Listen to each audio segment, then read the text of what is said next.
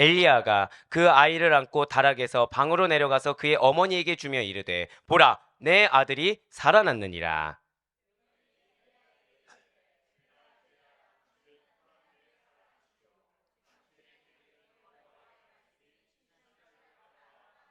18장 38절 말씀 제가 읽겠습니다. 이에 여호와의 불이 내려서 번제물과 나무와 돌과 흙을 태우고 또 도랑의 물을 핥은지라.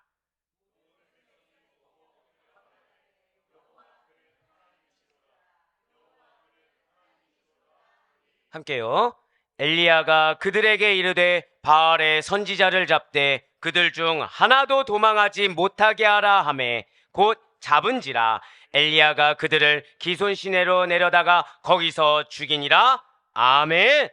네, 그렇습니다. 오늘은 신실한 신앙과 그 열정으로 인해서 하나님의 권능을 나타낸 권능의 선지자 엘리야가 주인공이 되겠습니다. 자, 무엇으로 하나님의 권능을 나타냈다고요? 자, 한번 저를 따라 크게 고백하고 시작하실게요. 신실한 신앙, 신실한 열정.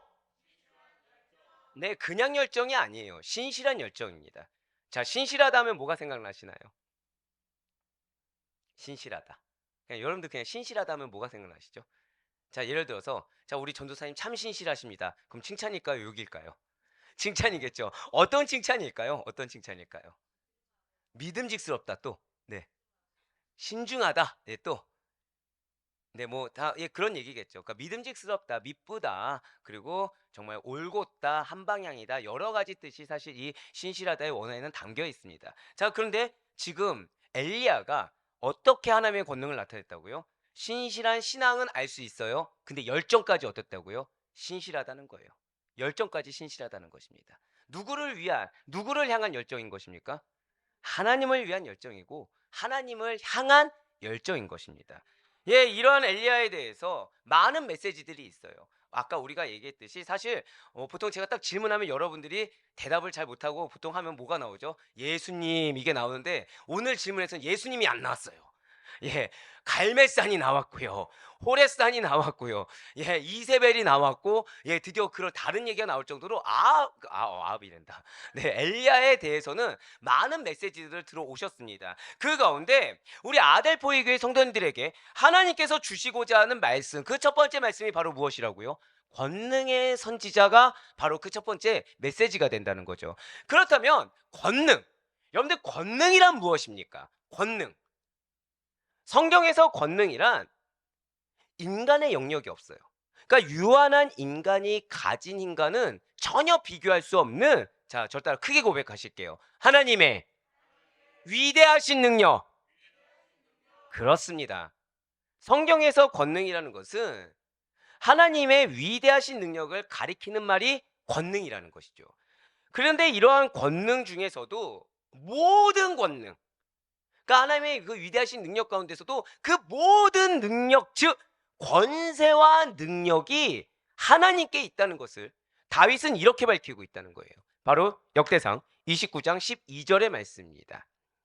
부와 귀가 주께로 말미암고 또 주는 만물의 주제가 되사 손에 권세와 능력이 있사오니 모든 사람을 크게 하심과 강하게 하심이 주의 손에 있나이다. 아멘. 자, 이 말씀을 이제 많은 분들이 부귀영화로만 생각을 하십니다. 근데 그렇게 보시면 안 돼요. 여기서 부와 존귀가 원래는 이제 옛날 개혁개정 이전엔 귀라고 하지 않고 존귀라고 했습니다. 부와 존귀가 하나님께로부터 말미암았다는 것이죠. 무엇입니까? 부와 귀라는 요소, 즉, 자, 절 따라 고백하실게요. 세상의 힘을 구성하는 요소들. 자, 부와 귀가 무엇을 뜻한다고요? 세상의 어떤 힘, 세상의 파워를 의미해요. 그것을 구성하는 요소들이 하나님에 의해 주어졌다는 거예요. 그래서 하나님께서 지금 이 말씀 뭐냐면 하나님께서 세상을 창조하셨습니다. 그리고 이 세상을 통치하심을 강조하시면서 우주 만물의 최고 통치자가 하나님이십니다 라고 말하는 것이 바로 이 역대상 29장 12절의 말씀이라는 거죠. 그런데 이러한 하나님의 권능, 자, 우주 만물을 창조하시고 통치하시는 하나님이시라는 이 고백 가운데 이러한 하나님의 권능이 다른 누구의 것이 아니라 누구의 것이라는 거예요. 바로 예수 그리스도의 것이라는 거예요. 그래서 사도 바울이 바로 이렇게 모든 하나님의 권능이 다른 누군가의 것이 아니라 예수님의 것이다 라는 고백을 에베소서 1장 20절부터 22절 말씀을 통해서 이어서 이렇게 이야기하고 있다는 것이죠. 에베소서 1장 20절부터 22절의 말씀입니다. 그의 능력이 그리스도 안에서 역사하사. 하나님의 능력이 어디서 역사한다고요? 맞습니다. 하나님의 능력이라는 것은 그리스도 안에서 역사하사 죽은 자들 가운데서 다시 살리시고 하늘에서 자기의 오른편에 앉히사 모든 통치와 권세와 능력과 주권과 이 세상뿐 아니라 오는 세상에 일컫는 모든 이름 위에 뛰어나게 하시고 또 만물을 그의 발 아래 복종하게 하시고 그를 만물 위에 교회의 머리로 삼으셨느니라. 아멘. 지금 1장 20절 말씀 다시 한번 더 보시길 바라요. 그의 능력이 누구 안에서, 하나님의 능력이 누구 안에서 역사한다고요? 그리스도 안에서예요. 그래서 그리스도를 죽은 자 가운데서 다시 살리셨다는 거예요. 어떤 능력, 어떠한 허다한 세상을 구성하는 능력 중에 결국 어떤 능력이 가장 뛰어나다는 거예요? 부활의 능력인 것입니다. 그리고 이것이 오늘날 여러분들에게 허락하신 능력임을 믿으시길 바랍니다. 여러분들에게 부활의 능력을 허락하셨어요. 믿으십니까? 우리는 예수 그리스도를 믿는 믿음으로 말미암아 저 천국에 다다를 것이고 반드시 심판할 때 우리는 부활하게 될 것입니다. 우리의 심판은 우리의 부활은 심판의 부활이 아니에요. 상급의 부활입니다. 믿으십니까? 그럼 우리에게 이 세상을 구성하는 부와 귀, 그 모든 요소 가운데서도 가장 뛰어나고 가장 최고가 된다는 그 능력, 부활의 능력을 주셨는데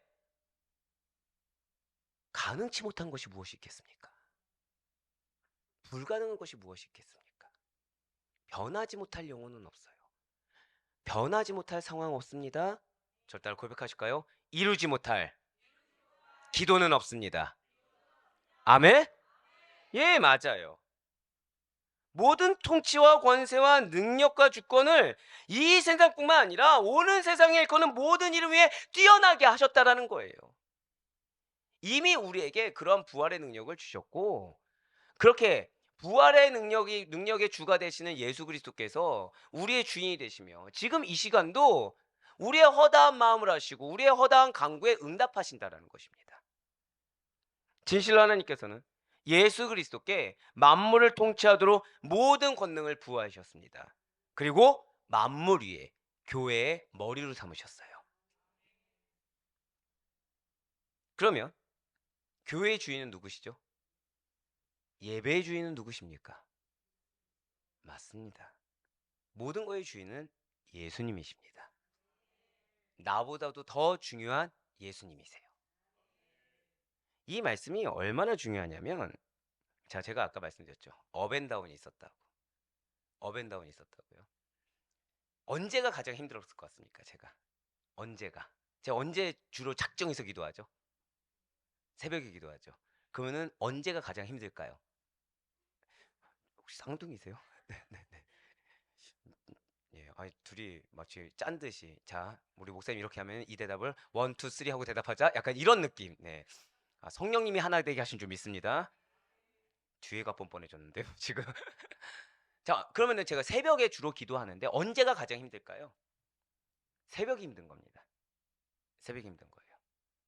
새벽이 힘들면 이제 진을 다 빼는 거죠. 속된 말로. 진을. 여러분들 힘들 때 기도 나오십니까? 안 나오십니까? 안 나오죠. 근데 저는 힘들 때 기도를 할까 안 할까요? 해야 되는 거죠. 저는. 저만을 위해서요? 아니요. 맡겨진 양을 위해서. 아무도 아멘이 안 나오네. 여러분들을 위한 기도라니까요, 지금. 맡겨진 양을 위해서 지금. 오늘 뭔가 핀트가 계속 안 맞는데요, 지금. 주여 회개합니다. 더 기도했어야 되네요. 맡겨진 양을 위해서 기도를 하는 거죠. 맡겨진 양을 위해서.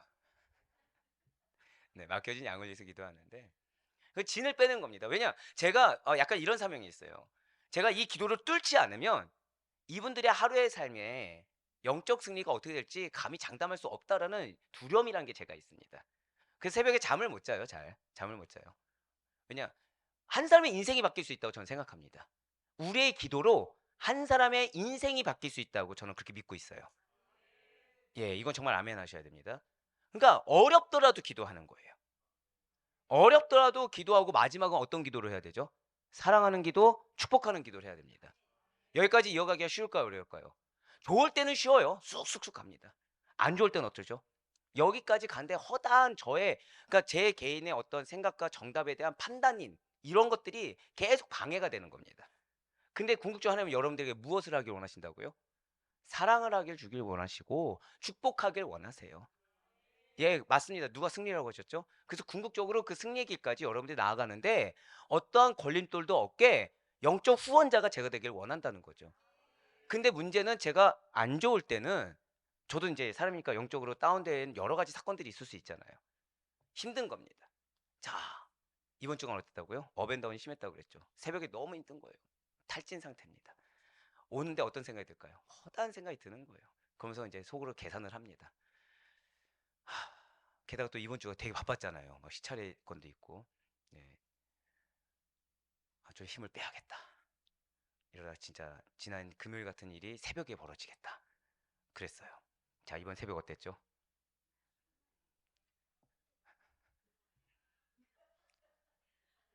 그 셔틀 가는데 뒤에서 권사님이 저 산소 마스크를 지금 드려야 되지 않을까요?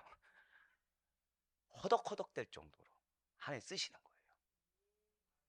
자, 지금 하나님이 우리의 예배 가운데, 우리의 기도 가운데 저를 고려하셨습니까? 안 하셨습니까? 안 하셔요. 여러분들 그걸 기억하셔야 돼요. 이게 왜 중요하냐면, 여러분들, 하나님은 여러분들에게 주기로 작정한 것은 당신의 때에 당신의 방법에 맞게 그대로 진행하십니다. 근데 중요한 것은 내가 상태가 안 좋다고, 내가 힘들다고 그 자리를 못 지키거나 마음을 못 지켜서 그걸 놓치잖아요. 이거 잘 들으셔야 돼요. 그건 나에게 죄가 됩니다. 왠지 설명해 드릴까요? 하나님은 주기로 작정하셨어요. 주셨어요. 근데 나는 지금 받았습니까? 안 받았습니까? 나한테 집중하느라 안 받았어요. 그럼 나는 이걸 어떻게 한 거죠? 버린 거예요. 하나님이 선물로 주신 것을 내가 어땠다고요? 나한테 집중하느라 버렸어요. 자, 여러분들이 누군가한테 선물을 줬습니다. 근데 그 사람이 본체 만취하고 그거를 치워버렸어요. 여러분들 기분 어떠십니까? 자, 이제 이해가 되시죠, 갑자기. 그래서 예배에 있어서는 철저하게 누구 중심이 돼야 되는 거예요? 하나님 중심이 돼야 됩니다. 내가 하나님께 드리는 게 아니에요. 하나님이 받아주시는 겁니다. 근데 중요한 거는 예수 그리스도께 그 가운데 모든 권능을 부여하셔서 이 만물 위에 교회의 머리, 예배 머리로 예수님을 삼아 주셨다는 거예요. 그래서 마땅히 그분을 믿는 믿음으로 이렇게 앉아 있는 여러분들, 그럼에도 불구하고 앉아 있는 여러분들에게 주님께서는 당신이 받은 권능을 부여하기를 기뻐하신다는 거죠. 할렐루야. 얼마나 기쁩니까? 그래서 충만할 수 있었던 거예요. 그래서 제 상태가 어떻든지 간에 저 따라 고백하실게요. 믿음으로 순종하고 중심을 잃지 않을 때, 바로 그겁니다. 믿음으로 순종하고 중심을 잃지 않을 때 하나님께서는 저는 장담할 수 있어요. 우리 아델포의 교회가 생긴 이래로 이번 주간의 새벽 기도회가 가장 특세다웠습니다. 가장 금철처럼 막 정말 미친 듯이 부르짖어서 제가 탈진하기 직전일 정도로, 예, 경험하게 하신 거죠. 아, 나의 상태가 중요한 것이 아니구나. 하나님이 부어주기로 작정하시면 순종하면 부어주시는구나. 오늘날 그래서 그리스도를 믿는 우리들은 예수 그리스도로 충만하여야 합니다. 예수 그리스도 중심으로 있어야 되고요. 예수 그리스도가 전부가 돼야 되고, 그분의 말씀에 지금 방금 여러분들 하답한 것처럼 한 번 더 저 따라 고백할까요? 아멘. 아멘으로 순종할 수 있어야 돼요. 그리하여 성도의 마땅히 행할 바, 이 부분이 가장 큰 은혜죠. 오늘의 핵심입니다. 자, 저 따라 고백하실게요. 나를 통해 예수님이 행하실 권능이 증거됩니다. 아멘. 저는 여기서 소름이 돋았어요. 이 말씀을 준비하는데. 자, 이번 올 한 해 우리에게 주신 미션이 무엇입니까? 그쵸? 어떤 분이죠? 신앙의 모본이 되겠다고 하셨어요. 근데 여러분들의 신앙의 모본을 통해서 무엇이 증거된다고요?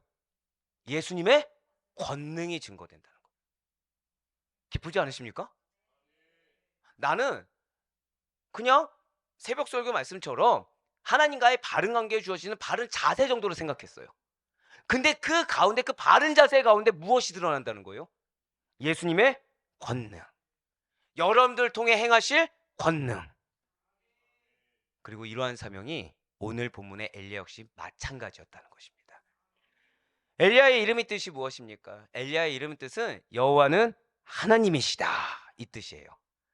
그래서 엘리야의 사역은 그의 이름의 뜻처럼 오직 여호와 하나님만이 중심이 되었다는 것이죠. 진실로 엘리야는 선지자로서, 자, 한번 절 따라 고백하실게요. 부르심에 합당하게. 이것이 정말 중요해요. 성도는 부르심에 합당하게, 자, 어떻게 해요? 강한 믿음으로 대적자들 앞에서 하나님의 능력과 권위를 두려움 없이 선포한 인물이 엘리야입니다. 자, 엘리야가 어떤 자라고요? 부르심에 합당하게, 합당한 자가 가져야 될 것이 있어요. 그것이 무엇이냐? 한번 더 쳤다가 고백할게요. 강한 믿음. 우리는 많이 오해합니다. 나의 믿음이 연약한 거, 나의 믿음이 부족한 거에 대해서 이상하게 여기지 않는다는 거예요. 마치 그것이 겸손한 것처럼 착각하는데 아니라는 거죠. 부르심에 합당하게 성도에게 요구하신 것은 강한 믿음입니다. 그럼에도 불구하고 믿는 믿음입니다. 근데 그 믿음을 누구 앞에서요? 자, 절대 한번 더 크게 고백할게요. 대적자들 앞에서. 결국 무엇입니까? 여러분들의 강한 믿음이 증명될 그 자리에는 필연적으로 누가 있냐? 대적자들이 있다는 거예요. 대적자들이 있다는 거예요. 한마디로 하나님께서 이번 주 새벽에 부어주기로 작정하셨어요. 근데 그 부어주기를 작정하는데 쉬웠습니까? 어려웠습니까? 굉장히 어려웠단 말씀드렸죠. 근데 그게 이상한 게 아니라는 거예요. 당연하다는 거예요. 왜요? 부르심에 합당하게 하나님이 요구하신 거는 강한 믿음이고, 그 강한 믿음이 대적자들 앞에서 증명이 되어야 되는데, 그 증명을 우리는 무엇을 해야 되냐? 하나님의 능력을 의심 없이 선포해야 돼요. 하나님의 권위와 권능을 두려움 없이 선포하는 것이 성도입니다. 이 눈에 아무 증거 아니 배어도 믿음만을 가지고서 늘 걸으며. 믿으십니까? 우리의 걷는 건 믿음이라는 거죠. 증거가 있어서 걷는 게 아닙니다. 증거가 없어도 걷는 거예요. 그것이 강한 믿음입니다. 엘리야가 그런 인물이었고요. 오늘날 성도가 그러한 자들이에요. 그런 그는 그래서 그냥 선지자가 아닙니다. 타이틀만 선지자가 아니에요. 그런 여러분과 저는 그냥 성도가 아닙니다. 그냥 교회에 나온다고 해서 성도라 부르지는 그런 자들이 아니라는 거죠. 저 따라 고백하실까요? 나에게는 강한 믿음이 있습니다. 아멘? 이거를 의심치 말고 받아들이세요. 그래서 내 마음이 연약해지거나 나에게 포커스를 맞추거나 사람에게 포커스를 맞추거나 상황에 포커스를 맞추고 있다면 나의 본질에 걸맞지 않다, 이것은 내 모습이 아니다라고 부르짖으며 대적하시길 바래요. 그 마음을 주는 자, 그 마음을 허락한 그 상황, 그것은 사단의 영역입니다. 하나님의 영역은 우리에게 무엇만 허락하셨다고요? 그렇습니다. 강한 믿음만 허락하셨어요. 엘리야 역시 마찬가지였어요. 엘리야는 그냥 타이틀만 선지자가 아니었습니다. 강한 믿음의 선지자였어요. 그럼에도 불구하고 대적자들 앞에서 대적자가 있든 없든 하나님의 능력을 담대하게 선포했습니다. 하나님의 권위를 의심 없이 두려움 없이 선포했어요. 그래서 그는 그를 부르신 하나님의 뜻에 합당하게 신실한 신앙만을 붙든 선지자입니다. 주께 향한 열성이 가득한 충성된 선지자가 엘리야의 본질이라는 거예요. 누가 충성됐냐 안 됐냐 이거 중요하지 않아요. 누가 이 길을 가냐 안 가냐 이건 중요하지 않습니다. 하나님이 나를 부르셨기 때문에, 그 하나님이 나에게 요구하신다면 이 상황이 A든 B든 중요하지 않아요. 말씀하신 그대로, 말씀하신 하라 하신 그대로 행하는 거예요. 여기에 나의 지식, 나의 경험, 나의 가치관, 나의 프레임 다 중요하지 않습니다. 하나님이 하라고 하신 그대로, 말씀하신 그대로. 제가 이번 주는 원래 우리 부교육자들 얘기를 안 하려고 했어요. 근데 할 수밖에 없는 상황을 우리 부교육자들이 또 만들었습니다. 어, 누구라고 말씀 안 드릴게요. 예, 이제 다 아시더라고요. 숙제를 내준 거. 예, 숙제를 냈는데 몇 장을 냈을까요? 예, 그냥 예, 생뚱맞게 여쭤볼게요. 예, 몇 장을 냈을까요? 지금 어떤 한 교육자가 지금 이러는데 몇 장을 냈을까요? 네? 저기 회개하세요. 100장 내랍니다. 네. 어, 강한 믿음. 아, 이게 강한 믿음이죠. 그쵸? 지금 제가 회개하네요. 저 지금. 예. 우리 부교육자들의 그 역량을 제가 너무 낮게 봤던 것 같습니다.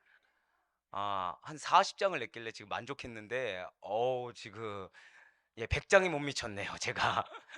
네. 어, 사직서를 낼 건 아니라고 생각합니다. 사직서의 이유, 100장의 숙제를 하기가 힘들어서. 네. 누가 얼만큼 하냐가 중요하지 않았던 거죠. 우리 부교육자들은. 자신이 받은 은혜대로. 그냥 그대로 시간이 되든 안 되든 열심을 다한 것뿐이에요. 근데 그러한 두 분의 모습을, 아이고, 두 분이라 얘기했네요. 예. 뭐 이거 당연하잖아요. 제가 사실 저희 목사님께 숙제 안 내죠. 저희 목사님은 지금 제가 안 해도 자기가 스스로 알아서 숙제 내서 스스로 하고 있는 분인데 지금. 예, 우리 전도사님 두 분이 너무 열심히 해주는 거죠. 그 모습을 보고 저는 무슨 생각이 들까요? 제가 또 부끄러운 거죠. 제가. 이게 왜냐면 저 나름 뿌듯했을까요, 안 했을까요? 오늘 딱 이 메시지를 딱 준비했을 때 너무 뿌듯한 거예요, 제가 스스로가. 야, 나 이런 역경 가운데, 아, 이게 그냥 그저 그런 메시지를 준비하지 않고 정말 하나님이 우리 성도님들에게 주고자 하는 메시지를 순적하게 넣었다 했는데 제 눈앞에 몇 장이 있었다고요? 아, 설교문 빼고 레포트만 40장입니다. 설교문까지 하면 좀 더 돼요. 네. 그거 보고서 무슨 마음이 들었을까요? 아, 나는 더 열심히 할 수 있는데 내가 더 열심히 하지 않았기 때문에 부끄러움을 느끼게 한 것이구나. 왜 아멘 안 하는지 아시죠? 그 숙제가 내 것이 될까봐. 그 숙제가 양육 가운데 우리의 시험거리가 될까봐. 네, 맞습니다. 이분들의 열성은 사람을 향한 열성이 아니죠. 그냥 어떤 건물을 향한 열성이 아니죠. 주를 향한 열성인 것입니다. 그리고 그러한 충성된 선지자가 바로 엘리야였다는 거예요. 이런 엘리야의 가르침과 행동은 제자들에게 오랫동안 기억되었어요. 그리고 그를 통해 엘리사라는 위대한 선지자도 배출되었습니다. 사랑하는 성도 여러분들, 여러분들에게 예비된 제자가 있습니다. 정말 믿으십니까? 여러분들, 모든 믿는 성도는요, 하나님께서 믿는 그 순간 멘토가 될 만한 영적 리더의 자질을 주십니다. 그래서 맡겨진 양들이란 존재들이 있어요. 왜 아멘이 안 나오는지 아시죠? 지금 나 하나도 버거운데. 근데 그럴 때 여러분들에게 필요한 게 무엇이라고요? 자, 저 다 고백할게요. 강한 믿음. 오늘 뭐 다른 거 기억 못해도 좋아요, 여러분들.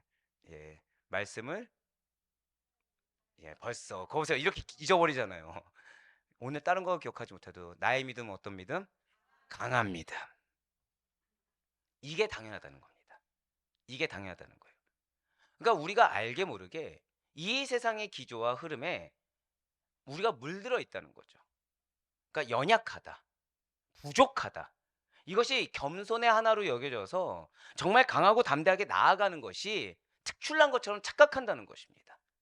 하지만 사랑하는 여러분들, 그렇지 않아요. 여러분들 안에 성령님이 계십니다. 그리고 대놓고 말씀드릴까요? 여러분들 그 허다한 죄악에도 불구하고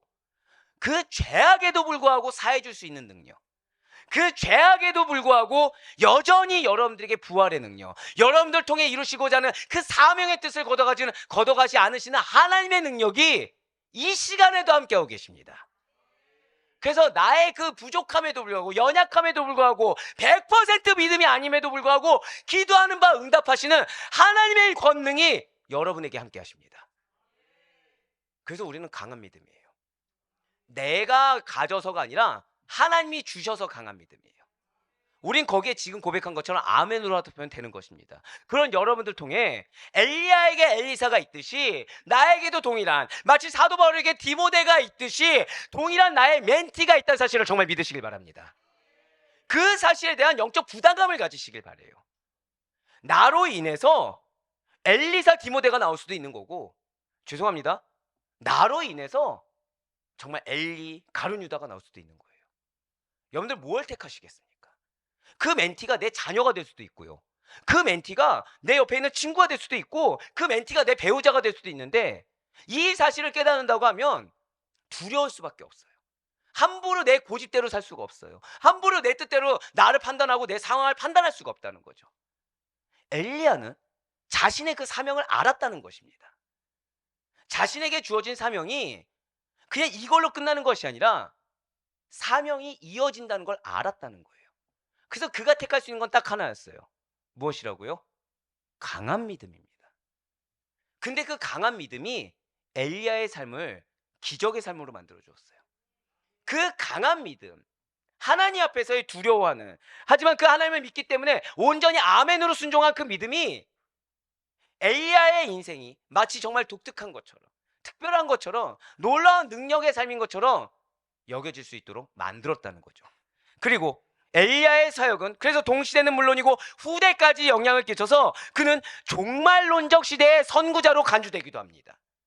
이런 엘리야가 활동한 시기는 북이스라엘 7대 왕인 아합 왕 초기부터 북이스라엘 8대 왕인 아하시야 왕 때까지입니다. 진실로 엘리야는 지금 어디서 활동을 했죠? 북이스라엘에서 활동을 했어요. 북이스라엘 왕들 하면 여러분들 이제 뭐가 생각나시나요? 아합, 예, 또? 네. 여로보암, 네, 또? 야, 예후가 먼저 나올 줄 알았는데 지금. 여람 뭐 이렇게 있다고 하는데, 그 공통된 거 하면 뭐가 생각나시나요? 북이스라엘 하면 우상 숭배 생각나시죠? 결국 북이스라엘에, 자, 윗물이 맑아요? 윗물이 우상 숭배면 아랫물도 우상 숭배에 길들여져 있겠죠. 근데 그 북이스라엘, 우상 숭배에 물들어 있는 북이스라엘 사회 상황과 그런 왕들과는 대조적으로 오직 하나님의 공의만을 선포하고 오직 하나님의 정의만을 실천하는 공의와 정의의 선지자가 엘리야였다는 거예요. 결코 사회 기조에 같이 물들어가지 않았습니다. 세력과 유력가들의 흐름에 맞춰가지 않았어요. 하나님의 말씀 따라 순종하며 나아갔습니다. 그래서 뜨겁게 부르짖는 열성의 기도의 사람이 엘리야였어요. 무엇보다 하나님의 권능을 만천하에 드러내어서 대적자들과 악한 왕들을 벌벌 떨게 만든 권능의 선지자가 바로 엘리야였다는 거죠. 여러분들 통해 바로 이걸 하기 원하시는 거예요. 저 따라 고백하실게요. 하나님은 살아계십니다. 아멘? 여러분들 통해 그걸 증거하길 원하시는 거예요. 예수 믿으면 이렇게 잘 된다가 아니라 하나님이 살아계시다, 이거를 증거하길 원하십니다. 사랑하는 우리 성도 여러분들, 안타깝게도 이 세상에는 허탄하게 많은 이단들과 우상들이 존재합니다. 그런데 그 모든 것들은 실제가 아니고 허상이에요. 실존하지 않는 것들입니다. 거짓이에요. 그들이 가지고 있다는 능력이라는 거, 사실상 거짓이라는 거죠. 그 많은 이단들이 이제 그러니까 얘기하는, 선포하는 그 내용들, 그들 나름의 교리들을 보잖아요. 없는 것을 마치 있는 것처럼 믿게 합니다. 교묘하게 비꼬아요. 그래서 사람들을 현혹하고 꿰는 것에 불과하다는 거죠. 그 단적인 예로 여러분들 통해 하나님이 여러분들에게 권능을 주십니다. 아멘 하시면 안 되는 거예요. 사람은 사람에게서 권능이란 능력이 갑자기 슈퍼맨처럼 나올 수 있는 게 아니죠. 그러면 정확한 표현은 무엇일까요? 저 따라 고백하실게요. 나를 통해 하나님의 권능이 나타납니다. 이렇게 비꼬는 거예요. 방금 전처럼. 아까 나타납니다는 맞는 말이에요. 갑자기 이것도 틀리나 보시면 안 되고, 마치 내가 권능이 있는 것처럼, 마치 하나님이 나에게 능력을 막 이렇게 줘서 내가 능력이 있는 것처럼. 아니죠. 우린 통로죠. 믿음이라는 도구로 발현하는 통로죠. 근데 그거를 교묘하게 비꼰다는 겁니다. 근데 이거를 계속 듣는다 생각해 보세요. 그러면 어떻게 착각하게 될까요? 내가 능력 있는 것처럼. 근데 그걸 누가 선포해 줬어요? 뭐 이재록이라든지 이만이라든지. 그럼 그들이 뭐가 되는 거예요? 선지자가 되는 거죠. 그러면 지금 나는 능력을 받았다고 착각을 해요. 그러면은 그 선지자 분들은 또 어떠실까요? 다 능력의 선지자가 되는 거죠. 그렇게 왜곡한다는 겁니다. 그럼 실제 그들이 슈퍼맨처럼 능력이 있습니까? 없습니까? 없죠. 그럼 무엇이죠? 거짓이라는 거예요. 허상이라는 겁니다. 오늘날 활개를 치는 많은 이단들은 방금 말씀드린 대로 이단 교주가 무슨 신적 능력을 소유하고 있는 것처럼 확대 포장하고 위인화시킨다는 거예요. 자, 제가 방금 뭐라 말씀드렸어요? 위인화시킨다는 거죠. 사람 중심으로 가게 한다는 것입니다. 자, 제가 방금 위인화를 어떻게 표현드렸죠? 사람 중심. 그래서 교회는 어떤 경우에서도 사람 중심이면 안 됩니다. 교회는 어떤 경우에서도 인본주의가 틈타서는 안 되는 곳이 교회예요. 어떠한 인간적인 마음, 인간적인 관계, 이보다 더 우선되는 것이 있습니다. 영혼의 구원이에요. 예수 그리스도입니다. 말씀이에요. 근데 그렇게 하지 않고 어떻게 한다고요? 위인화, 사람 중심, 관계 중심으로 간다는 거죠. 그래서 무지한 사람들로 하여금 잘못 믿게 하고요. 그들의 재산과 능력을 갈취합니다. 그렇습니다. 이 땅의 많은 우상과 이단은 실체가 없는 것을 능력이라고 속이는 존재들에 불과하다는 거예요. 이단과 우상에 속고 있는 사람들은 거짓 권세, 헛된 능력에 현혹되고 있다는 거죠. 그러한 거짓들을 진짜인 줄 알고 그것을 추구하며 미혹되어 있다는 거예요. 그 마음 가운데 뭐가 있을까요? 나도 그 능력을 받고서 다른 사람보다 어떤 우월감 있는 존재가 되기 위한 탐심이 있다는 거죠. 이단과 우상은 바로 그런 인간의 연약한 욕심과 탐심을 부추긴다는 것입니다. 그래서 허용되는 거죠. 그래서 현실의 삶에 만족합니까? 안 합니까? 만족하지 않아요. 불만족이 있어요. 근데 이것을 극복할 만한 나의 능력은 아무것도 없어요. 그럼 어떻게 하죠? 마치 그것이 나에게 능력을 주셔서 마치 로또가 되는 것처럼 극복하는 것처럼. 착각이죠. 착각입니다. 그렇다면 사람들은 대체 왜 권세와 능력을 원하는 겁니까? 왜 우월감을 갖고 싶어 하는 것일까요? 제가 방금 뭐라 말씀드렸어요? 우월감을 갖고 싶어 하는 거거든요. 조금이라도 남들보다 내가 더 위에 있다는 거를. 그래서 내가 지시한 대로 듣길 원하고 내 말을 따르길 원하고 내 중심으로 움직이길 원하고. 교회도 있을까요? 없을까요? 있어요. 있습니다. 산성도 여러분들, 직분을 받으면 받을수록 더 겸손해져야 됩니다. 직분을 받으면 받을수록 영혼을 섬기는 게 우선돼야 되는 것이고 종이 돼야 돼요. 그렇지 않으면 사단은 우리의 우월감을 틈탑니다. 우리의 우월감을 틈타요. 그래서 쉽사리 우리로 하여금 본질을 흐트러지게 만듭니다. 예, 맞아요. 왜 사람들은 그렇게 우월감을 느끼고 싶어하고 그 우월감을 채우기 위해서 권세와 능력을 추구하는 것입니까? 더 잘 먹고 잘 살기 위해, 더 많은 것을 누리며 행복하기 위해서, 더 건강하게 더 오래오래 장수하며 살기 위해서, 그래서 누구라도 인정받기 위한 것이 아니겠습니까? 불로장생을 왜 꿈꾸는 거죠? 유한한 인간이 가지지 못한 것, 죽음을 이기고 영원한 생명을 거머쥐기 위한 꿈, 그것이 특별히 누구만요? 나만 한다라는 그 우월성을 갖고 싶은 것이 아니겠습니까? 하지만 사랑하는 여러분들, 생명의 양식을 주시고 영원한 생명 그 자체를 주시는 분, 그리고 궁극적으로 우리가 인정받아야 될 분은 오직 단 하나, 하나님 한 분뿐인 줄 믿으시길 바랍니다. 하나님이 인정하시는 방법대로 살아야 되는 것이지, 내가 우월감 느끼면서 내가 인정받고자 하는 그 방법대로 살다가는 뭐에 현혹된다고요? 권세와 능력이라는 단어에 현혹된다는 거예요. 내 것이 아닌 것을 내 것으로 가지고자 하게 된다는 거죠. 피조물에 불과한 우상이 줄 수 있는 거 결코 아닙니다. 사람이 줄 수 있는 거 결코 아니에요.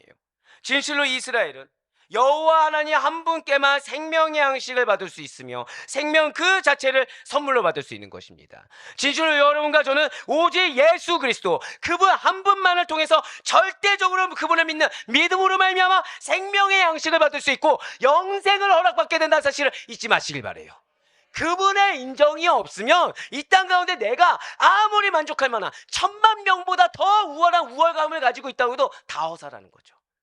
하지만 그분이 인정한다고 한다면 사람이 알아주지 않고 사람이 오히려 나에게 멸시를 준 것처럼 내 자존심이 상한다고 하더라도 오히려 그것이야말로 나에게 큰 상급이요 큰 위로이자 큰 은혜라는 사실을 믿으시기 바랍니다. 그렇습니다. 너무나도 안타깝게도 출애굽하게 하신 여호와 하나님의 권능을 경험한 이스라엘이에요. 수많은 은혜와 이적을 경험한 이스라엘이에요. 하지만 여전히 이방신과 우상숭배에 찌들어 있습니다. 경험이 없어서도 아니고요, 말씀이 없어서도 아니에요. 익숙한 걸 자꾸 따라가는 거예요. 왜 이방신과 우상숭배에 찌드는지 아십니까? 현실의 삶 가운데 자꾸 부족함만 보이는 겁니다. 현실의 삶 가운데 무언가가 더 필요한 것처럼 느끼는 겁니다. 현실의 삶이 하나님이 크게 역사하지 않는 것처럼, 자신을 다른 쳇바퀴처럼 돌아가는 것처럼 착각하고 있는 거예요.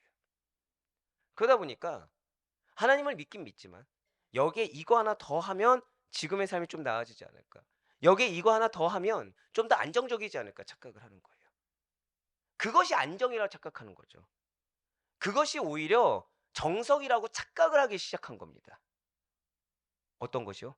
하나님과 이방신을 같이 섬기는 거를. 예, 맞아요. 이스라엘 백성들이 제사를 안 드린 것이 아닙니다, 여러분.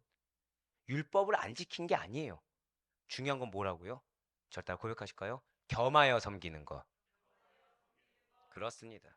그게 문제였다는 거예요. 겸하여 섬긴 것이 문제였습니다. 하나님만이 아니어서 문제였다는 거죠. 근데 그들이 이방신을 왜 섬겼어요? 결국 내 니즈 채우기 위한 거예요. 내 욕구 채우기 위한 거예요.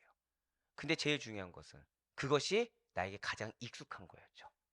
지금 살고 있는 곳에서는 그 이방신의 문화가 팽배해 있었거든요. 하나님 멸절하라고 한 걸 멸절하지 않았기 때문에 아예 거듭나서 새롭게 해야 되라고 했는데 그 말을 거역하고 나의 과거의 잔재들을 남겨놨거든요. 뭐에 더 끌립니까? 자, 여러분들, 자, 이렇게 한번 생각해 보시면 되겠죠. 여러분들이 지금 살고 있는 집을 무너뜨리고 새 집을 지어야 합니다 라고 말한 사람이 있고, 여러분들 굳이 무너뜨릴 필요는 없습니다, 그냥 거기에 일부만 바꾸시죠 라고 하면 여러분들 뭘 택하시겠습니까? 대부분은 후자를 택하겠죠. 이유가 왜죠? 집을 깨부수고 그럼 이제 걱정이 되기 시작하는 거예요. 집에 있는 이 가구나 이런 거 다 어디다 놓지? 타이밍 좋게 갑자기 기침을 하시면 다 오해를 한다니까요, 지금. 그럼 여러 가지 이제 갑자기 생각이 드는 거예요. 말씀을 딱 주셨는데 갑자기 걱정거리들이 생기는 겁니다. 인간적인 걱정거리들이 생기는 거죠. 그러다 보니까 순종해야 되는 건 알아요. 어떻게 순종하죠? 분명히 순종은 뭐였습니까? 깨부수고 새롭게 지으라 했는데 아니야. 하나님은 무리해서 우리에게 시키는 분이 아니기 때문에 깨부수는 건 아닐 거야. 이 집에 요런 것들만 바꾸고 그래 요게 원래 좀 문제가 됐지 하면서 그것만을 치우려고 하는 거예요. 근데 이 문제였던 것은 원래 내가 좋아하던 겁니까? 나는 원래 싫어했던 겁니까? 원래 싫어했던 거 치우면서 마치 그것이 순종이고 그것이 자기 부인인 것처럼 그 영역에 있어서 내가 회개하는 것처럼 왜곡한다는 거죠. 네, 맞습니다. 그게 이스라엘 백성들이었어요. 그리고 그게 오늘날의 우리의 모습입니다. 이렇게 종교적으로 가장 열악했던 시대, 하지만 가장 교묘했던, 가장 완악했던 시대가 엘리야가 등장한 시기입니다. 아합 왕의 다스림을 받고 있었던 북이스라엘은 죄악이 극에 달한 시대였어요. 현실적으로는 문제가 없는 것처럼 보입니다. 물질적으로 너무나도 풍족해졌어요. 이방신들이 있지만 이것들이 마땅한 시대적 흐름이고 문화이자 마치 하나님이 허락한 것처럼 착각하고 있던 시기가 바로 그 시기였어요. 바로 열왕기상 16장 30절의 말씀입니다. 오므리의 아들 아합이 그의 이전의 모든 사람보다 여호와 보시기에 악을 더욱 행하여 아멘. 이렇게 악함이 극에 달해서 암흑이 드리운 때 하나님의 말씀이 엘리야에게 임했습니다. 자, 말씀이 언제 임했다고요? 악함이 극에 달했을 때, 암흑이 드리울 때. 사랑하는 성도 여러분들, 하나님이 여러분들에게 말씀하십니다. 믿으십니까? 근데 그 말씀이 내가 말씀을 실천할 수 있는 레드카펫이 딱 깔려 있어서 나는 그 길만을 걸으면 되는 때 주어진 것이 아니에요. 순종하기 힘들 때 주어집니다. 정확히는 순종하기 힘들다고 내가 착각하는 그 시기에 주어집니다. 그리고 내가 가장 연약한 영역에서 순종을 바랍니다. 왜요? 그게 믿음이거든요. 내가 할 수 없다고 생각했을 때 그럼에도 불구하고 아멘 한 것을 하나님께서는 강한 믿음으로 여기셔서 거기에 역사하시는 거예요.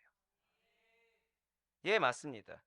엘리야는 그래서 하나님의 지시와 명령에 따라 그럼에도 불구하고 그 모든 허다한 상황에서도 그 말씀의 절대성을 가지고 예언자의 사명을 감당했다는 거예요. 성경은 이러한 엘리야를 길르앗에 우거하는 디셋 사람으로만 간단하게 소개하고 있습니다. 열왕기상 17장 1절의 말씀이에요.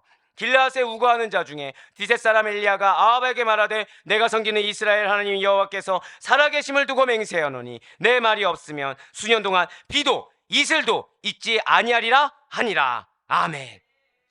지금 엘리야가 등장하자마자 한 것이 무엇입니까? 저주예요. 심판의 메시지예요. 지금 엘리야가 등장하자마자 한 게 뭐라고요? 심판의 메시지입니다. 사람 눈치를 보지 않았어요. 환경 눈치 보지 않았어요.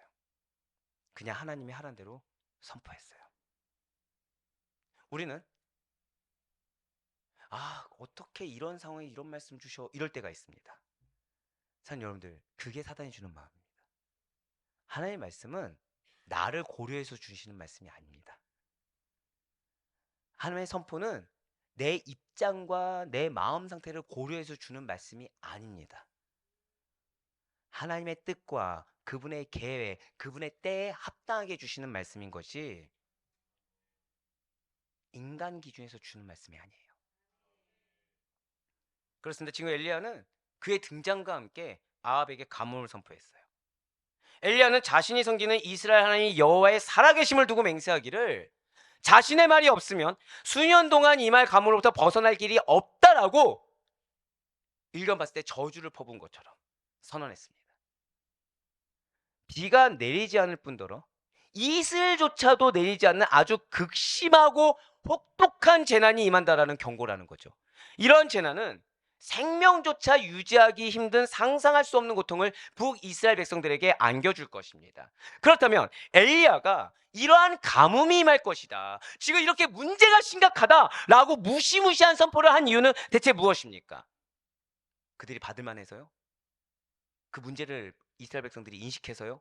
아합이 알고 있었기 때문에? 아니에요. 아닙니다. 하나님이 하라고 해서요.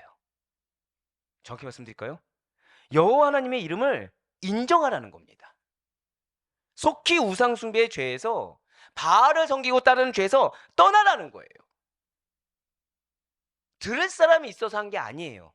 하나님이 선포하라고 해서 한 거고, 근데 그 선포에는 뭐가 있었다고요? 하나님의 사랑이 있었다는 겁니다. 하나님이 북이스라엘 백성들을 향한 사랑이 있었기 때문에 지금 북이스라엘 백성들아, 너희 지금 문제야. 너희 이게 문제야 라고 얘기하고 있어요. 사랑하는 여러분들, 여러분들의 삶 가운데 여러분들을 말미암아 복음이 선포되게 될 것입니다. 여러분들의 삶 언행으로 인해서 여러분들 그냥 예수 믿으세요가 아니라 여러분들 모습을 통해서 믿는 자의 바른 자세가 무엇인지를 증거되게 될 것이고요, 거기에는 복음이 반드시 녹아들게 될 것입니다. 그런데 그럴 때 나의 이 모습을 보고 누가 알아줄 것인가를 생각해서는 안 돼요. 나의 이런 인내, 참음, 누가 알아주겠지라 생각해서는 안 되는 것입니다. 우리의 선포는요, 우리의 삶은 하나님이 하라고 해서 하신 것이지 누가 받을 만해서 하는 것이 아니에요. 누가 알아줄 만해서 하는 것이 아닙니다. 누가 깨달을 수 있는 머리와 믿음이 있어서 하는 것이 아니라는 거예요. 근데 중요한 건 뭔지 아십니까? 그 가운데 그 영혼을 향한, 그 공동체를 향한 하나님의 사랑이 있다는 걸 알아야 돼요. 어떤 사랑이죠? 빨리 돌이키길 원하는, 빨리 회복되길 원하는. 근데 여기서 근데 그 사람은 귀가 있어도 듣지 않아요. 그 공동체는 이미 썩을 대로 썩어서 듣지 않아요. 이런 생각 중요합니까? 안 합니까? 중요하지 않다는 거예요. 그냥 선포하는 겁니다. 그냥 보여주는 거예요. 맞습니다. 아합에게 임할 가문이 사람에 대한 것이 아니죠. 우상 숭배에 대한 하나님의 심판이기 때문에 엘리야는 그대로 선포할 수밖에 없었다는 거예요. 그럼에도 불구하고 아합 왕은 오히려 가뭄이 누구에게 달린 문제라고 합니까? 바알 신에게 달린 문제이기 때문에 그것이 틀렸다고 하면서 완전 잘못 믿고 있습니다. 아합 왕은 가나안 이방 신인 바알을 날씨와 농업을 관장하며 땅의 모든 수출을 이렇게 가져오는 신으로 여기며 숭배하고 있습니다. 그러니까 여기에 이 나라의 어떤 경제적인 그 역량들이 더 올라가길 바라는 인간의 탐심이 있다는 거죠. 하나님이 그 물질의 축복을 줄 거라는 믿음의 확신이 없습니다. 하나님도 있으면 좋지만 누구도 있어야 되는 거예요? 바알도 있어야 되는 거예요. 왜요? 이 지역이니까 이 지역 토착신이 더 잘 알지 않겠느냐? 이런 인본주의적인 생각인 거죠. 그래서 아합은 가문과 비는 전적으로 생산과 풍요를 주관하는 농경신 바알에 의해서, 그것도 이 가나안 지역의 그 농경신 바알에 의해서 좌우된다고 지금 믿고 있었어요. 그렇기 때문에 지금 아합은 엘리야가 농경신 바알을 진노하게 해서 이스라엘에 심각한 가문이 많은 비극이 발생했다라고 완전 잘못 믿었다는 거죠. 그러니까 돌이키라고 메시지를 선포했는데 그 메시지 때문에 임한다고 지금 왜곡해서 믿는 거예요. 빨리 돌이키라고 그 상황을 주셨는데 돌이키고자 하는 그 역할을 하는 그 사람 때문에 지금 이 상황이 왔다고 스스로 믿고 싶은 대로 믿는다는 거죠. 하지만 하나님께서는 그런 거와 상관없이 가문과 기근을 통해서 바알의 무력함을 드러내고자 하셨습니다. 아합이 뭐라고 생각하든지 간에 하나님의 때는 임했어요. 아합이 뭐라고 생각하든지 간에 뭐라고 떠들든지 간에 하나님의 뜻하시면 그대로 이루어집니다. 왜요? 이스라엘 생존은 무력한 바알이 아니라 권능의 여호와 하나님께 달려있음을, 우리들의 생존, 믿는 자의 부흥이라는 것은 무력한 인간과 세상의 가치관 문화에 있는 것이 아니라 권능의 하나님, 그 모든 권세를 부여하신 예수 그리스도께 달려있음을 만방에 널리 드러내기를 원하셨기 때문이라는 거예요. 할렐루야. 바로 이것입니다. 그렇습니다. 하나님께서는 이스라엘에게, 오늘날 여러분과 저에게 생명의 양식을 주시며 생명 자체를 주시는 분이심을 알리시기 위해서 엘리야에게 권능으로 임하신 것처럼 오늘날 여러분들에게도 권능으로 임하시길 원하시는 사실을 정말로 믿으시길 바라요. 그럼 우리에게 필요한 건 무엇이라고요? 절대 한 번 더 고백할까요? 강한 믿음! 강한 믿음이에요. 내 감정이 튼튼한 믿음이 아니에요. 내 기준과 생각과 경험이 튼튼한 믿음이 아니에요. 그건 믿음이 아니죠. 그거는 바알과 겸하여 섬기는 우상 숭배죠. 왜요? 나라는 존재가 들어갔으니까. 하지만 우리에게는 하나님이 원하시는 것은 인간의 영역이 하나도 들어가 있지 않는 오직 예수 그리스도가 전부된, 그분의 약속의 말씀이 전부된 강한 믿음, 그 믿음을 통해 권능이 드러나게 됩니다. 엘리야는 그래서 아합 왕에게 기근을 예고했어요. 그리고 그리시네가에 머물렀습니다. 그래서 엘리야가 무엇을 경험하니까? 여호와의 권능이 함께해서 까마귀가 날아다주는 떡과 고기를 먹게 되죠. 생명의 양식을 공급해 주시는 하나님께서 당신의 놀라운 권능으로 엘리야에게 역사하신 것입니다. 열왕기상 17장 5절과 6절의 말씀입니다. 그가 여호와의 말씀과 같이 하여 곧 가서 요단 앞 그리시나가에 머물매 까마귀들이 아침에도 떡과 고기를 저녁에도 떡과 고기를 가져왔고 그가 시냇물을 마셨으나. 아멘. 지금 이 까마귀가 굉장히 중요한 역할입니다. 왜 중요할까요? 여러분들 까마귀 하면 뭐가 생각나십니까? 길조.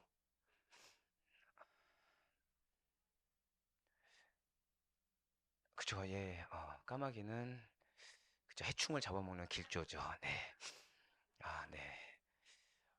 오늘 상당히 그 예상하지 못한 대답이 나와서 굉장히 지금 예 당황하게 합니다. 네. 왜냐면은 보통 길 까치가 길조. 예. 아니 물론 까마귀는 예 그 해충을 잡아먹어요. 예. 그래서 길조는 그 왜 과학적으로 길조가 맞습니다. 근데 이렇게 전통 토속 신앙적으로도 길조는 아니고요. 예. 종교적으로도 길조라고 믿겠습니다. 네. 자, 여러분들 까마귀 하면 뭐가 생각 이게 커트. 예. 까마귀 하면 뭐가 생각나시나요? 까마귀 하면. 노 노아의 방주도 생각해 본 적이 없어서 제가 지금 어 네? 네? 재수 없다고. 아. 제가 좀 더 공부하겠습니다. 오늘 생각하지 못한 길조, 노아의 방주, 재수 없다가 지금 나왔어요, 지금. 네, 그쵸. 좀 더 재수 없다가 좀 더 가까운 것 같아요. 왜냐하면은 자, 까마귀는요. 그쵸. 감사합니다. 예. 드디어 나왔어요. 까마귀가 원래 죽음의 옆에 있죠. 죽은 시체 옆에 있고 전쟁터에 있고. 주여. 잠시만요. 물 한 잔만 마실게요. 지금 힘들어요. 예, 지금 힘이 없어요, 제가. 예, 까마귀는 원래 예, 그 부정하다. 예, 맞아요. 부정하다. 왜요? 죽은 시체 옆에 있고 그 썩은 고기를 탐하는 부정한 새라고 하는 인식이 그러니까 그쵸. 예, 재수 없다가 맞긴 맞네요. 예, 부정하니까 재수가 없는 거니까. 네네네네. 예, 부정한 새라는 것이 까마귀입니다. 자, 근데 이것이 우리의 생각이 아니고 예. 좀 덥네요. 네. 에어컨 좀 틀어 주세요. 네. 자, 이스라엘 백성들은 까마귀 하면 뭐라 생각하냐? 부정이란 단어를 생각한다는 거죠. 이스라엘 백성들은. 그런데 지금 그런 까마귀들이 엘리야에게 보이고 있는 모습이 무엇입니까? 부정한 모습이 아니라는 거예요. 지저분한 탐욕의 모습이 아니라는 거죠. 하나님의 명령을 그대로 따라서 하나님의 선지자를 먹이기 위해서 부지런히 수고하는 모습이라는 것입니다. 무엇이요? 이스라엘 백성들이 갖고 있는 인식, 그들이 갖고 있는 지식은 무엇이라고요? 부정하다. 예, 한 번만 더 차용할게요. 재수 없다. 네, 이건데, 그러니까 재수 없고 부정한 동물이 부지런할 수 있습니까? 없습니까? 없어요. 하나님의 뜻하심을 쓰임 받을 수 있습니까? 없습니까? 없어요. 전혀 가능성은 1도 없는 동물이 지금 쓰임 받고 있다는 거예요. 자, 그런데 까마귀가 부정하다고 누가 알려주셨죠? 하나님께서. 율법 가운데 까마귀는 어떤 동물? 부정한 동물. 근데 그게 부정하다 일컬은 동물을 누가 쓰셨습니까? 하나님이 쓰셨다는 거예요. 누가 생각납니까? 베드로가 생각나시죠. 하나님이 정하다한 것을 너가 부정하다고 하지 말지어다. 저다 고백하실게요. 나의 편견을 버리겠습니다. 맞아요. 하나님 그냥 역사하지 않으셨습니다. 지금 엘리야에게 역사할 때도 하나님은 모든 인간의 편견을 깨 부셨습니다. 당신께서는 권능으로 역사하실 때 무엇이든지 쓸 수 있음을 말씀하셨어요.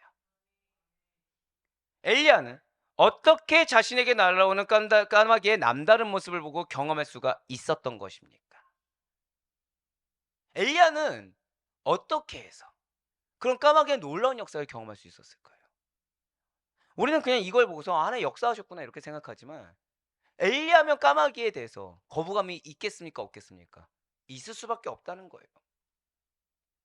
까마귀를 보고서 거부감이 들고 인정하지 않을 수 있었다는 것입니다. 혹시 이 중에 우리는 부정한 동물을 뭐라고 하죠? 부정한 동물. 싫어하는 동물. 쥐. 예, 쥐. 뱀. 자, 들쥐와 뱀이 여러분들에게 떡과 고기를 날라주었습니다. 그죠?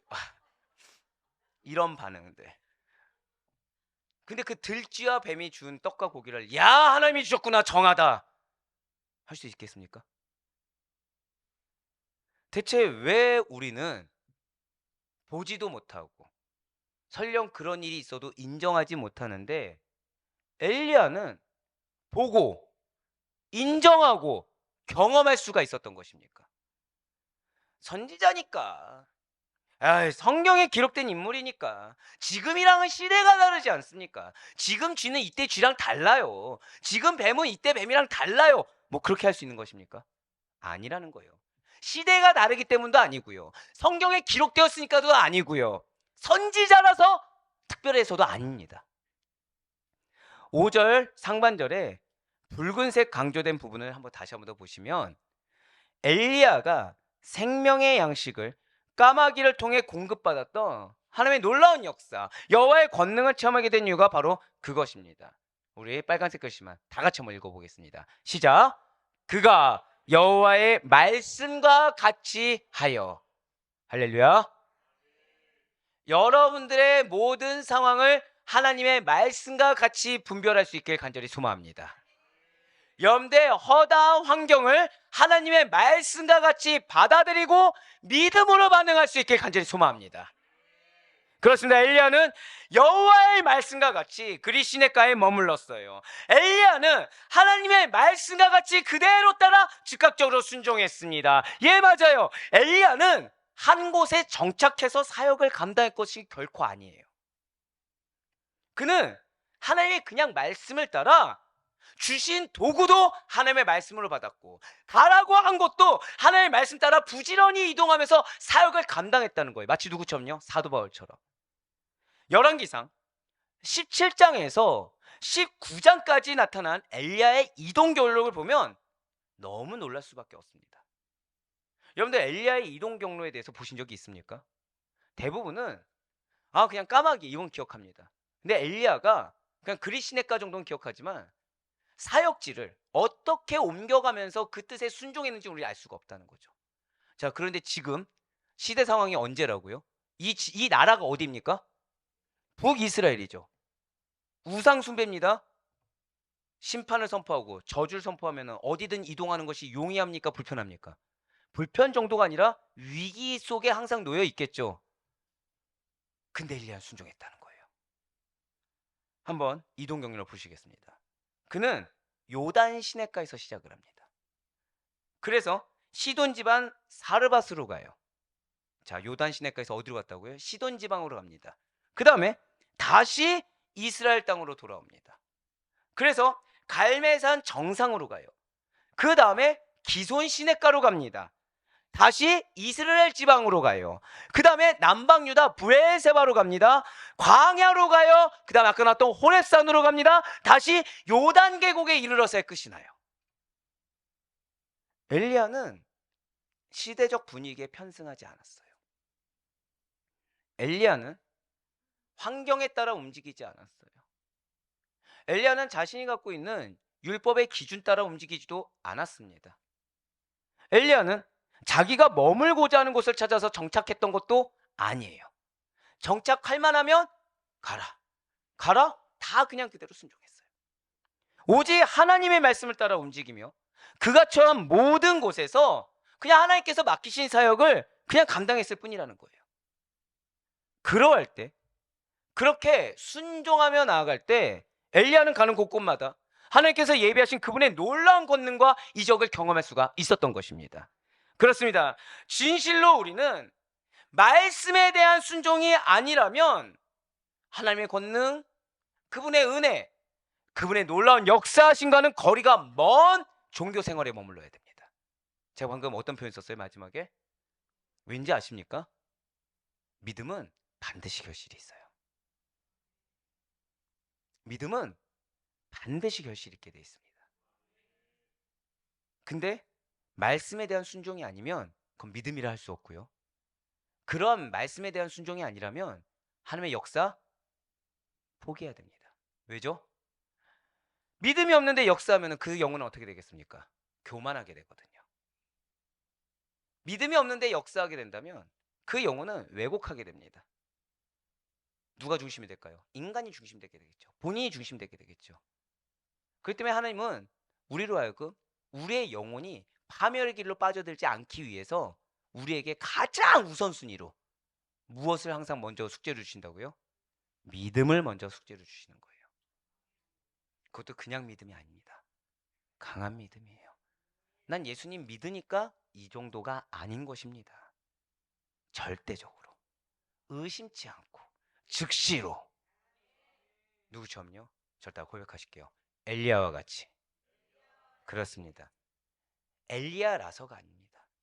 오늘날 우리에게도 이런 수많은 기적은 일어나요. 제일 큰 기적은 저다 고백할게요. 나는 구원받았습니다. 이게 제일 큰 기적이에요. 자격 없는 내가 구원받았고요. 그 구원의 완성을 나아가는 그 길 가운데서도 수도 없이 예수님의 손을 못 받고 수십 번을 예수님 마음에 쓴 눈물을 흘리게 하며 슬픔의 눈물을 흘리게 하면 나는 지금도 예수님에게 거래를 하고 있는 나를 버리지 않으시고 구원의 길로 계속해서 승리의 길로 인도하시는 이것이 기적입니다. 맞습니다. 말씀이 가라하는 그곳에 반드시 하나님의 권능이 함께한다는 사실을 믿으시기 바라겠습니다. 엘리야가 그리시네가에서 까마귀의 떡과 고기를 먹게 된 하나님의 권능 다음으로 무엇이 임합니까? 시돈 지방의 사르밧 가부 가정에 임한 기적 또한 하나님의 권능의 손길이 펼쳐진 놀라운 일이에요. 열왕기상 17장 8절과 9절의 말씀입니다. 여호와의 말씀이 엘리야에게 임하여 이르시되 너는 일어나 시돈에 속한 사르밧으로 가서 거기 머물라. 내가 그곳 과부에게 명령하여 내게 음식을 주게 하였느니라. 아멘. 지금 이 말씀 한번 보시길 바래요. 제가 9절 말씀만 봐도 되는데 왜 8절 말씀도 같이 봤을까요? 여러분들 삶에 은혜와 기적이 임할 것입니다. 믿으십니까? 근데 그 전 단계가 뭐냐면 그 은혜와 기적이 임하기 전에 여러분들에게 하나님이 반드시 명령하십니다. 근데 그 명령이 그 전에 어떻게 한다고요? 저 다 고백하실게요. 나에게 말씀을 주셨습니다. 그거예요. 여러분들에게 먼저 말씀을 주십니다. 그 말씀을 통해 여러분들이 감히 순종하기 힘든 명령이 담겨있는 것을 우리로 하여금 깨닫게 하십니다. 근데 여기에서 이제 향방이 나눠져요. 이 말씀이 지금 여러분들처럼 아멘으로 순종하느냐, 아니면 이 말씀을 나는 이해가 안 되고 나는 용납할 수 없어서 모른 척하거나 딜레이하거나 내 임의대로 해석하거나, 그러면 우리는 은혜란 걸 경험할 수가 없게 되는 거죠. 하지만 그럼에도 불구하고 한 번 더 저다 고백할까요? 아멘! 아멘으로 순종하면 그 은혜는 오롯이 나의 것이 되는 것입니다. 그럼 우리의 삶을 어떻게 하라고 했죠? 희락을 누리라는 거예요.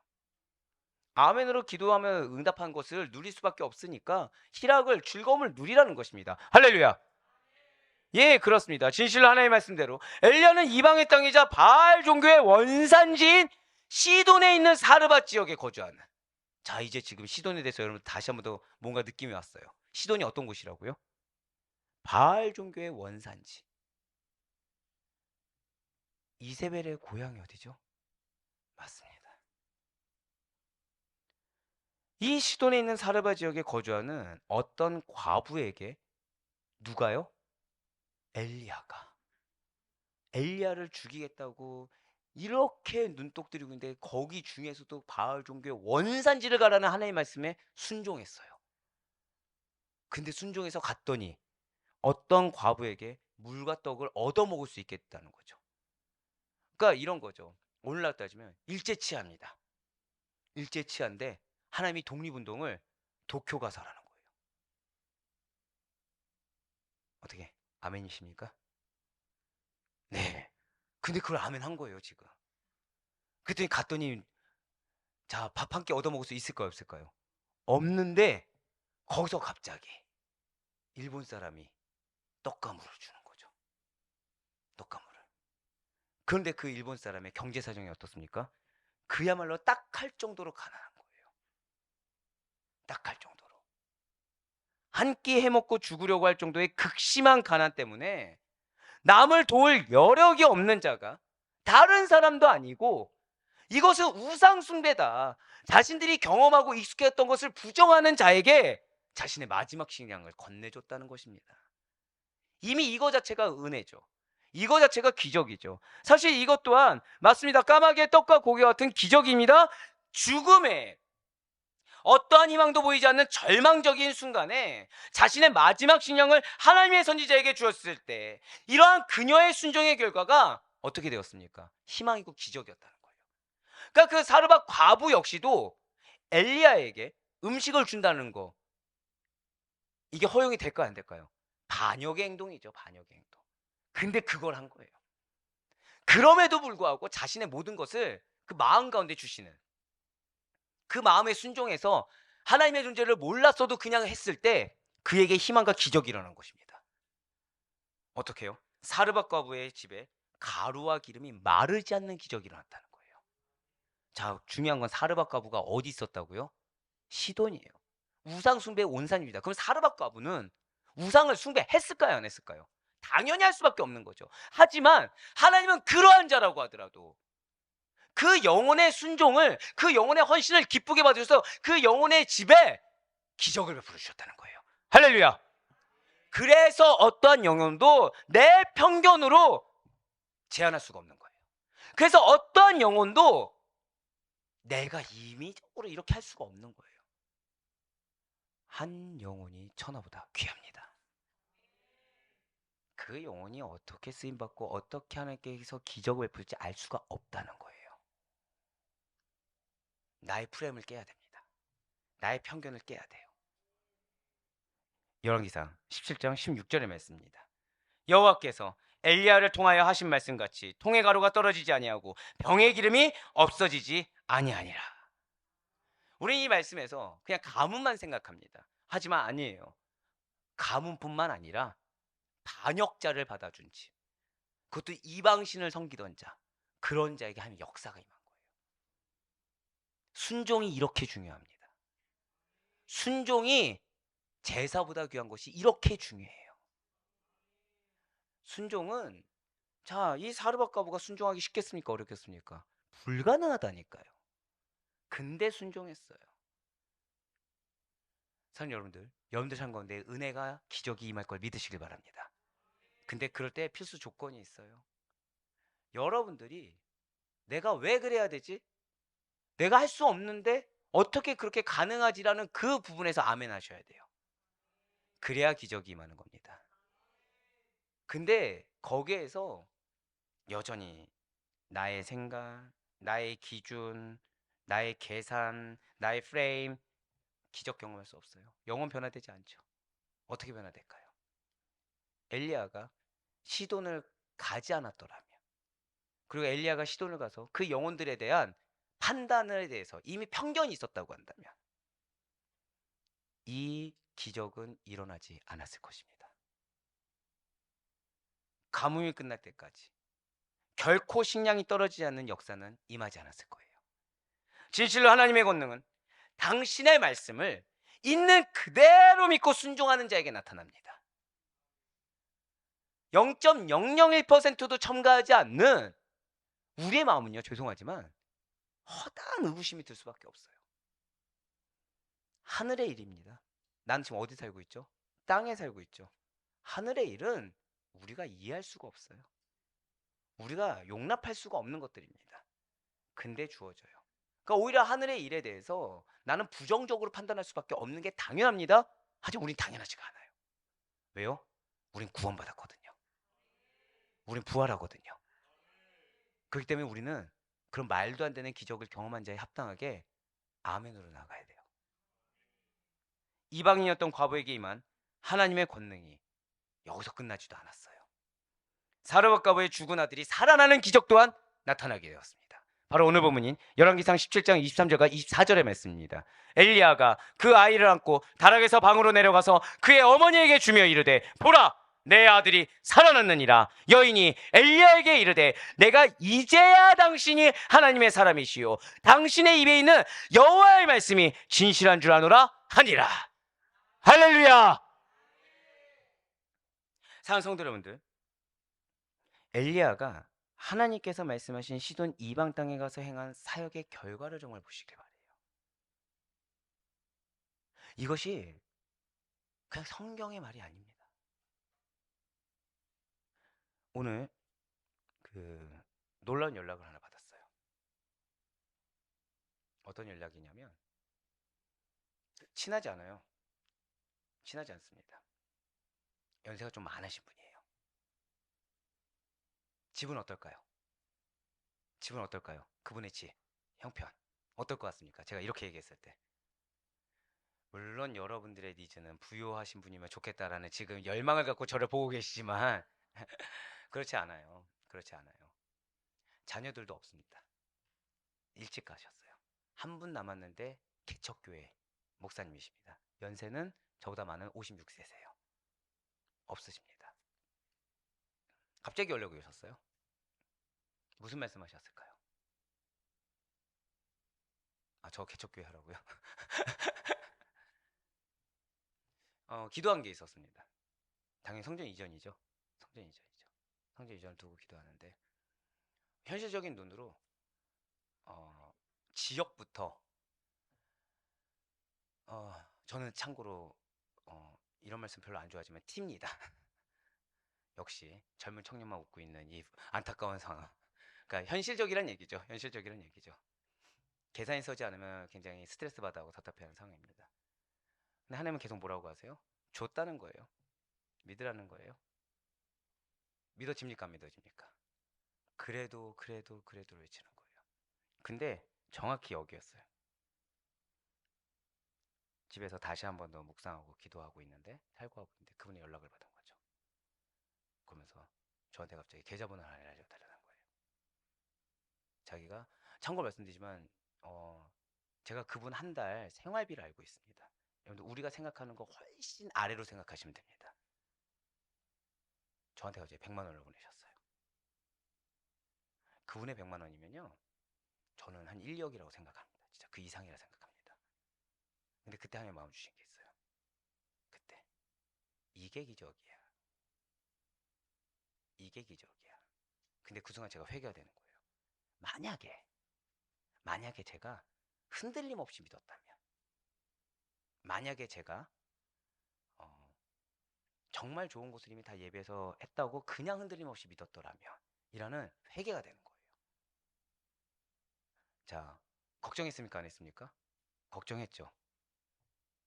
걱정하지 않는 강한 믿음이었다면 이라는 회개가 되는 겁니다. 사랑하는 우리 성도 여러분들, 저는 여러분들은 저와 다르기를 소망합니다.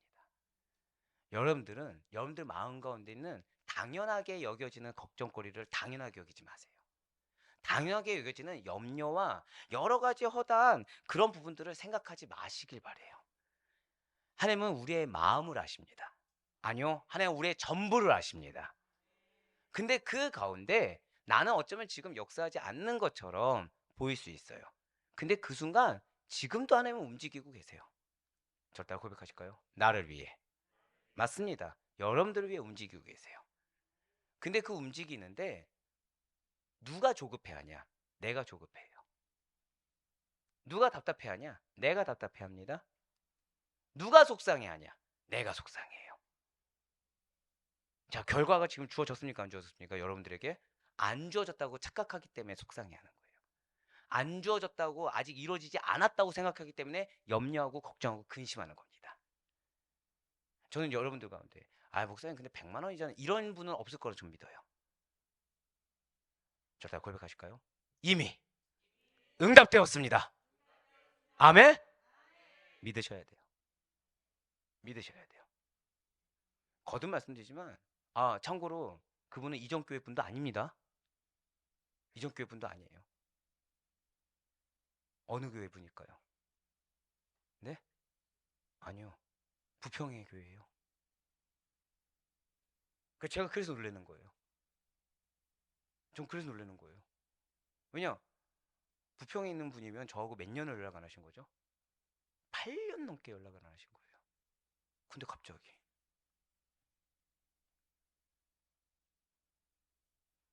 사랑하는 여러분들, 하나님은 다 알고 계십니다. 하나님 정말 다 알고 계시고 우리가 보일 것은 과부의 죽은 아들을 다시 살아난 기적을 베푸신 분이 누구신가? 시돈의 땅에 생명의 양식을 공급해 주신 분이 누구신가? 나의 삶 가운데 생명의 양식을 주시고 그리고 생명을 다시금 기적을 부패로 주실 분이 누구신가를 잊지 않는 여러분과 제가 되길 간절히 소망합니다. 사랑하는 성도 여러분들, 엘리야가 지금 하나님께서 말씀하신 시돈 이방 땅에서 행한 사역의 결과가 엘리야니까가 아니라는 거예요. 자, 바알 숭배자가 활개치던 시돈 땅입니다. 아합 왕이 결혼한 이세벨이 시돈은 엣바알의 딸이고 시돈은 바알의 본거지였다는 거예요. 그러한 시돈 땅에 생명의 양식을 공급하신 분, 이방인 우상 숭배자의 죽은 아들을 다시 살아나는 기적을 베풀어 주신 분, 그러한 과부의 아들에게 생명을 다시 불어넣으신 분이 누구십니까? 하나님이세요. 오늘날 여러분들의 삶 가운데 역사를 하나님이십니다. 우리의 허다한 죄악에도 우리를 불쌍히 여기시고, 우리의 허다한 죄악에도 나를 사랑하는 걸 그치지 않아 주셔서 나의 그 허다한 의심에도, 나의 그 허다한 불신앙에도 변함없이 사랑의 손길을 베푸시는 하나님. 자, 고백하실까요? 나의 하나님이십니다. 그 하나님을 믿는 강한 믿음이 우리의 믿음이 되게 간절히 소망합니다. 바알은 하지 못할 일을 생명의 주관자 되시고 생명 그 자체이신 여호와 하나님께서 권능으로 성취하셨다는 사실을 믿으시길 바라요. 엘리야가 한 것이 무엇입니까? 아멘밖에 없었어요. 엘리야가 못했죠? 억만금을 드렸습니까? 엘리야가 뭐 했죠? 막 1000배를 드렸습니까? 아멘이었어요. 그냥 아멘. 아멘이었어요. 아멘. 그것 통해 역사한 거예요. 진실로 사르밧가부는 그런 아멘으로 순종한 엘리야를 통해 역사한 하나님의 권능을 보고 엘리야를 하나님의 사람으로 인정했습니다. 거기에 엘리야의 입술에 나온 하나님의 말씀을 믿게 되었어요. 사르밧가부는 구원받았습니다. 여러분들이 중요한 이유는 바로 이거예요. 그냥 단순히 여러분들 사람들의 기적이 임하면 좋겠다, 여러분들의 믿음이 강해졌으면 좋겠다, 이게 아니라 여러분들을 말미암아 누군가는 구원받게 됩니다. 여러분들을 말미암아 누군가는 엘리사가 될 거예요. 할렐루야. 그러한 영적 경각심이 있어야 됩니다. 우리는 그런 영적 기대감이 있어야 된다는 거예요. 생각해 보세요. 내 사랑하는 배우자가 될지 모르고 내 사랑하는 자녀가 될지 몰라요. 내 사랑하는 부모님이 될지 몰라요. 그 누군가가 지금은 전혀 기대할 수 없는데 강한 믿음으로 엘리사가 된다. 할렐루야 아니겠습니까? 인간에게 생명보존수단이 양식을 공급하는 주체는 당시 풍요의 신으로 숭배했던 우상 바알이 아니라, 사람들이 당연하게 여겼던 우상 바알이 아니라 말씀으로 천지를 창조하시고 인간의 삶과 죽음까지도 주관하시는 살아계신 하나님이심이 증거된 것입니다. 그렇다면 앞으로 펼쳐질 바알 숭배자들과 엘리야의 갈멜산상에서의 대결 역시 어떠한 결과를 낳게 될지는 너무나도 당연하게 예측이 되고 남지 않겠습니까? 그렇습니다. 가문의 원인이 누구로부터 왔는지 아합 왕과 엘리야의 설전이 오가고 드디어 1대 850명의 대결이 갈멜산에서 열려지게 되었다는 거예요. 대결 방식은 엘리야 선지자가 바알 선지자들 그 각각이 송아지를 택합니다. 각을 떠요 나무에 올려놓습니다. 그리고 각자의 신을 부르자는 것이죠. 불로 응답하는 일을 참신으로, 참 하나님으로 결정하자는 거예요. 엘리야 몇 명이라고요? 엘리야 1명 대 바알 선지자 450명, 아세라 선지자 400명, 총 850명이 누가 참신인지를 벌이는 것입니다. 여러분들 한 명과 여러분들을 공격하는 그 수많은 세력과 누가 살아계신 하나님을 향한 믿음인지를 증거하고 있다는 거예요. 이 세상을, 여러분들의 가정을 누가 주장하시는지. 당연하겠지만 결국에는 저다 고백하실게요. 나는 승리하였습니다. 아멘. 정말 믿으시기 바래요. 축복이 쏟지어다. 결국에는 엘리야 선지자의 승리로 끝나죠. 결국엔 여러분들의 승리로 끝나는 것입니다. 어차피 승리할 거 헤매지 말고 지금 아멘 하는 게 낫지 않겠습니까? 제가 여러분들에게 바라는 게 그거예요. 제가 여러분들이 뭘 바라죠? 제가 여러분들이 뭘 바랍니까? 이렇게 대답을 안 하시면 마음이 어려워져요. 혹시 내가 혹시 알게 모르게 여러분들에게 뭔가를 원했나? 뭐 선물을 원했나? 제가 여러분들에게 뭘 바랍니까? 자리를 지켜라. 신앙의 성장. 그쵸, 자리를 지켜야 신앙의 성장을 하겠죠. 그거예요, 그거. 신앙의 성장이 무엇입니까? 보다 많은 영역에서 아멘 하길 바래요. 여러분들의 인생에 예수가 전부가 되길 정말 바랍니다. 그런 것이 여러분들의 삶 가운데 가족에게서부터 증거가 되길 바래요. 우리 교회에서 증거가 아니어도 좋아요. 여러분들의 삶의 터전에서 먼저 증거가 되길 바래요. 아, 정말 우리 엄마 예수에 미쳤구나. 우리 아빠 예수에 미쳤구나. 내 사랑하는 자녀 예수에 미쳤구나. 이런 하나님의 칭찬을 들을 수 있길 바랍니다. 오늘 본문인 열왕기상 18장 38절부터 40절까지의 말씀이 나에게 임할 승리라는 사실을 믿고 우리 보도록 하시겠습니다. 이에 여호와의 불이 내려서 번제물과 나무와 돌과 흙을 태우고 또 도랑의 물을 핥은지라 모든 백성이 보고 엎드려 말하되 여호와 그는 하나님이시로다 여호와 그는 하나님이시로다 하니 엘리야가 그들에게 이르되 바알의 선지자를 잡되 그들 중 하나도 도망하지 못하게 하라 하매 곧 잡은지라 엘리야가 그들을 기손 시내로 내려다가 거기서 죽이니라. 아멘. 분명 바알의 선지자들은 그 수가 많았습니다. 그리고 소란을 떨면서 외쳤어요.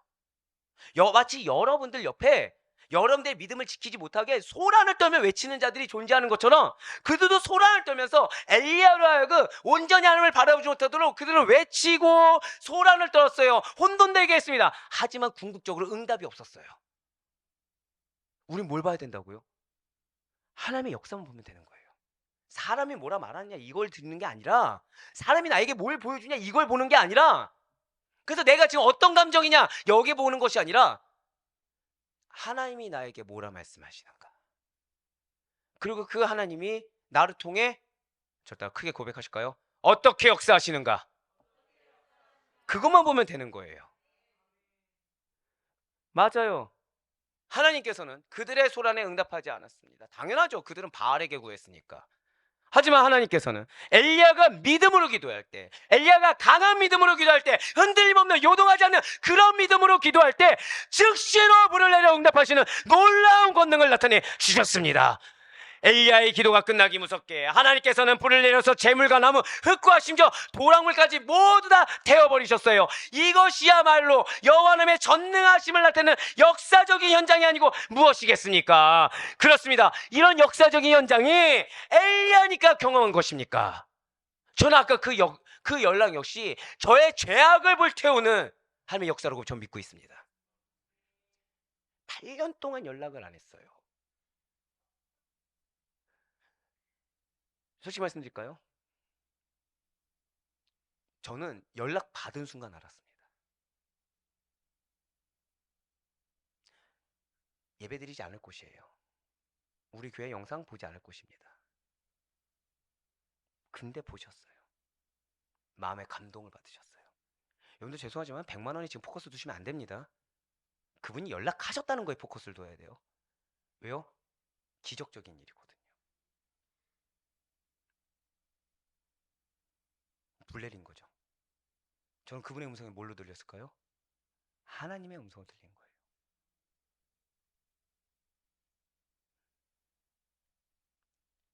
성경에서 나오는 허구적인 얘기가 아닙니다. 오늘날 여러분들의 삶 가운데서도 이러한 불은 내리고 있습니다. 오늘날 여러분들의 삶 가운데서도 이러한 불로 말미암은 하나님의 전능하심은 역사되고 있음을 믿으시기 바랍니다. 우리는 어떠한 경우에서라도 하나님의 능력을 제한된 인간의 악목으로 축소시킨 일이 없도록 믿음이 없는 생각과 언행을 주의해야만 된다는 거예요. 진실로 우리가 믿는 하나님은 전능자이십니다. 모든 권능을 소유하시고 또한 나타내시는 분이십니다. 바알처럼 실체가 없는, 세상의 그 물질의 만모신처럼 실체가 없는 거지 우상과는 차원이 다른 분이 우리 믿는 하나님이시라는 거예요.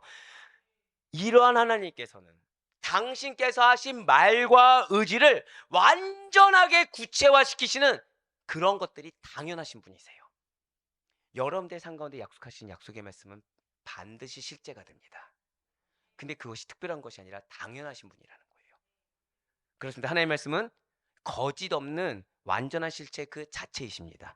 그리고 하나님께서는 의지를 나타내실 뿐만 아니라 자신의 그 의지를 구체화시키셔서 우리 눈앞에 나타내 보이신다는 거예요. 유한한 인간은 아무리 좋은 계획을 세운다고 하더라도 능력이 한정되어 있어서 실현하지 못한 것들이 너무나도 많아요. 하지만 하나님께서는 다르시다는 거죠. 그분은 당신께서 하시고자 하는 모든 것을 이루시는 권능을 가지고 계십니다. 그렇기 때문에 인간의 무능력함, 인간의 연약함으로 이루지 못하는, 아니 정확히는 인간의 불신앙으로 이루지 못하는 절망적인 순간과 상황에서도 전능하신 하나님, 전지하신 하나님의 권능을 확신하며 온전히 신뢰함으로 그 겨자씨 하나의 믿음이라도 이 믿음이 나에게 전부가 돼서 간절히 구하는 그 믿음으로 도움을 청할 수가 있어야 된다는 거예요.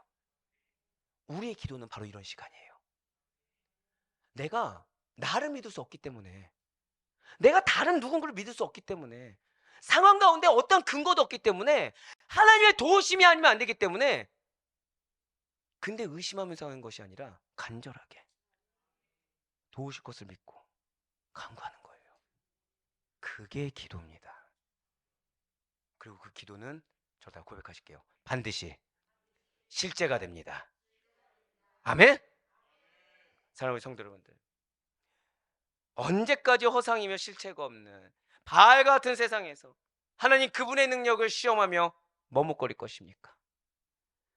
바알과 하나님 둘 사이에서 머뭇거리는 신앙과 믿음으로는 유일신이신 하나님의 권능을 절대 체험할 수가 없습니다. 나의 생각, 나의 기준, 나의 아짐, 나의 탐심을 붙들면서 하나님을 믿는다는 거짓말로는 그분의 은혜, 그분의 권능을 경험할 수가 없다라는 거예요. 엘리야가 기손 시내로 가서 믿음으로 결단해서 하나님의 말씀에 아멘으로 순종해서 기손 시내로 가서 바알 선지자들을 긍일 없이 죽이고 처벌했듯이, 나라는 우상, 세상이라는 거짓신들, 그리고 알게 모르게 우상과 거짓신들을 숭배하는 모든 악한 죄악된 경험과 습관에서 벗어나야 되는 것입니다. 그리고 실제로 우상 숭배에 빠진 자들이나 이미 믿음이 왜곡된 자들, 이단 교리를 따르는 자들과는 가까이 하거나 틈을 주지 않도록 해야 된다는 거죠. 분별해야 된다는 거예요. 신실한 신앙과 열정으로 하나님의 권능을 나타낸 권능의 선지자 엘리야처럼 여러분과 저는 세상이 아니라, 내가 아니라, 사람이 아니라, 마지막 저 따라 고백하실까요? 오직 하나님만, 오직 예수님만, 오직 말씀으로만, 할렐루야! 그것이 우리에게 실제가 되길 간절히 소망합니다. 온전히 믿고 신뢰하는 자에게는 하나님의 권능이 반드시 나타나신다는 것을 기억하시길 바라요. 우리는 생명의 양식이요 생명 되신 그 예수 그리스도만을, 말씀만을 믿어야 하는 것입니다. 생명의 주인 되시는 예수 그리스도만을, 그분의 그 말씀만을 섬기고 믿어야 된다는 거예요. 우리가 진정한 믿음을 드러낼 때 우리 자신이 권능의 주인공이 되는 것은 아니겠죠. 갑작스럽게 내가 힘이 세지고 세상의 능력치가 올라가며 권력을 소유하는 것도 아니겠죠. 우리가 인정될 만큼 갑자기 내가 부유해지거나 슈퍼맨처럼 강건해지고 앞에 있는 사람이 갑자기 개과천선하는 것은 아니겠죠. 하지만 우리의 믿음을 통해서 주님의 권능이 무엇인지 반드시 나타나게 됨을 믿으시길 바라겠습니다. 그분의 역사가 여러분의 믿음을 통해서 나타나게 될 거예요. 여러분들의 순적한 기도를 통해서 나의 믿음 없음을, 나의 죄성을 오롯이 회개하고 인정하여 정결케 된 그 자리를 통해 은혜가 무엇이 되는지 실제로 나타낼 것을 믿으시길 바라겠습니다. 그래야 오늘 본문의 엘리야처럼 부르심에 합당하게 강한 믿음으로 대적자들 앞에서 하나님의 능력과 권위를 두려움 없이 증거하고 선포하게 될 거예요. 그러니 바라옵거나 없기는 이렇게 믿는 자에게 임하는 하나님의 권능이 이미 나의 삶 가운데 임했다. 이미 나의 삶 가운데 예비되어 있고 지금도 임하고 있다. 아멘? 그 사실을 믿는 믿음으로, 그 믿음으로 부르짖는 가운데 우리의 이 기도의 시간을 통해서 놀랍도록 역사하시는 하나님의 권능이 또 누군가가 아니라, 그 권능이 또 누군가는 막 임해서 뜨거운데 또 나는 아니겠지가 아니라, 절단 한 번 더 크게 마지막 고백할게요. 나에게, 한 번 더 크게요, 나에게 반드시 역사하십니다. 아멘? 그 사실을 믿는 믿음으로 우리 뜨겁게 부르짖는 가운데 많은 응답의 결실을 맺을 수 있는, 그 불을 경험할 수 있는 축복된 우리 모든 성도님들의 이 기도의 시간이 될 수 있기를 주님의 이름으로 간절히 축원합니다.